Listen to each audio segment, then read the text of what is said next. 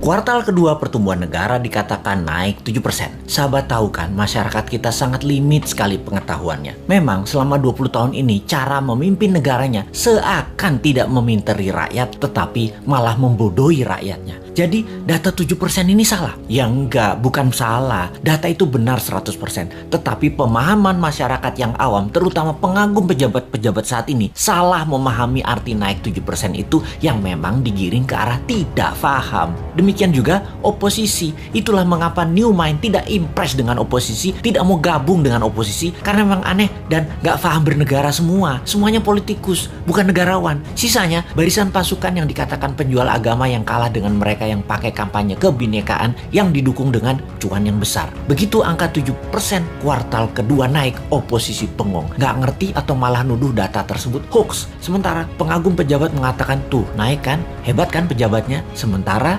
realita tetangga seputaran dan orang jauh sebelum PPKM sudah berat ekonominya. Sekarang lebih gak muter lagi, nambah sekarat, butuh oksigen. Kok gak ada yang naik? Begini melihatnya. Biar makin paham bahwa New Mind mencoba memberikan pemahaman cara cerdas bernegara. Naik 7% itu year on year. Paham? Nggak peduli. Kini kita ilustrasikan. Tahun lalu minusnya 1,9%. Tahun ini minusnya 1,7%. Naik dari minus 1,9% ke 1,7% itu naik sekian persen. Betul kan? Ya betul, naiknya begitu kira-kira. Bukan dari 1,9 minusnya total lompat plus 7%. Ya bukan begitu. Jadi data tidak salah. Cuman demi populerisme. Kayak artis gitu deh. Nggak boleh terlihat jelek. Jadi diambillah mengemasnya dari sisi positif. Itu tidak salah. Yang salah adalah pemahaman banyak orang yang terus dipolitisasi. Mangkel deh 20 tahun ini gak dewasa-dewasa juga bernegaranya. Lebih mangkel lagi, kenapa setiap masalah pejabat yang ditugaskan dia lagi.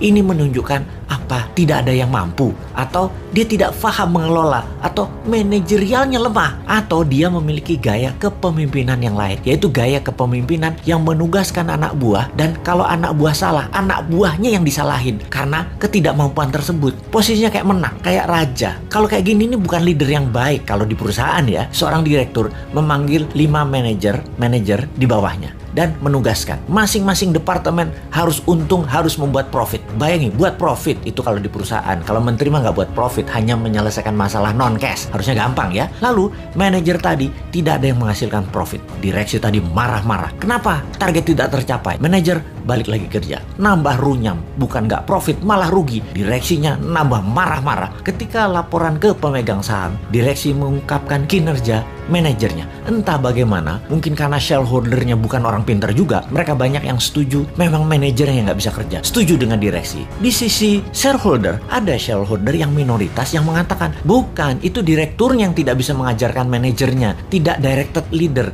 tidak berpengalaman bisnis multinasional, memang dia yang tidak mampu.